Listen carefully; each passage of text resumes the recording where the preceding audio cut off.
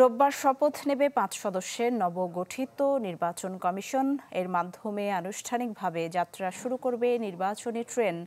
রাজনৈতিক বিশ্লেষকদের মতে দীর্ঘদিন ধরে ভুল লুণ্ঠিত ভোটের অধিকার ফিরিয়ে আনতে আমলা নির্ভর নাসির কমিশনকে প্রমাণ দিতে হবে নিরপেক্ষতার। আরএফএল এসডব্লিউআর পাইপই মাপে যা বলে তাই দেয়। RFL SWR pipe and fittings. শুরুটা রকিবউদ্দিনের হাত ধরে, এরপর নুরুল হুদা হয়ে দেশের নির্বাচনী ব্যবস্থা ধ্বংসের শেষ পেরেকটা যেন ঠোকে হাবিবুল্লাহ কমিশন। ৫ আগস্ট শেখ হাসিনার পতনের পর ওলট পালট হয়ে যায় আগের সব হিসাব। ১ মাসের মাথায় পদত্যাগ করে কাজী হাবিবুল্লাহ নেতৃত্বাধীন ইসি।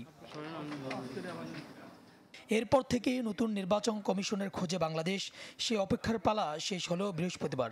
সাবেক সচিব এএমএম নাসির উদ্দিনকে প্রধান করে ৫ সদস্যের ইসিতে যথারীতি আগের মতোই নির্ভরতা আমলাদের উপর, যেখানে রয়েছেন ৩ জন সচিব, ১ জন বিচারক ও আরেকজন অবসরপ্রাপ্ত সেনা কর্মকর্তা। অতীতের মতোই প্রাথমিক প্রতিক্রিয়ায় স্বচ্ছ নির্বাচনের অঙ্গীকার করলেন নতুন সিইসি। ভোটারকে নির্বিঘ্নে তার পছন্দের প্রার্থীকে ভোট দান করার যে একটা ব্যবস্থা করা, এটা সবথেকে বড় চ্যালেঞ্জ, সেটা আমরা করতে চাই। তবে আমলা নির্ভর নতুন কমিশন কতটুকু স্বচ্ছতা রাখতে পারবে, এমন প্রশ্নে এই রাজনৈতিক বিশ্লেষকের সাবধানী মন্তব্য।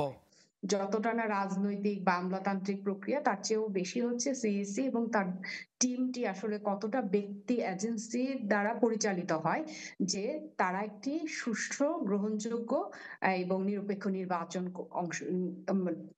প্রক্রিয়াটা তৈরি করতে তারা নিজেদেরকে সচেষ্ট রাখবেন।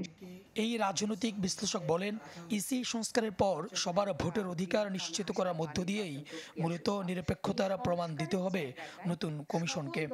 এই সংস্কারের জায়গাটায় সকল দলের যেন মতামত স্থান পায়। সকল দলের, মানে ছোট দল হলেই যে তাদের ভোট ব্যাংক কম বলে তাদেরকে কম গুরুত্ব দেওয়া, সেটা না হয়ে সকল দলকে সমানভাবে গুরুত্ব দিয়ে সকলের মতামতের ভিত্তিতে যেন একটি সুষ্ঠু নির্বাচন হয়, এটা আমাদের সকলের প্রত্যাশা। এবং এই প্রত্যাশা পূরণ করাটা এই নির্বাচন কমিশনের সবচেয়ে বড় চ্যালেঞ্জ। নতুন নির্বাচন কমিশনকে আগামী রোববার শপথ পড়াবেন প্রধান বিচারপতি।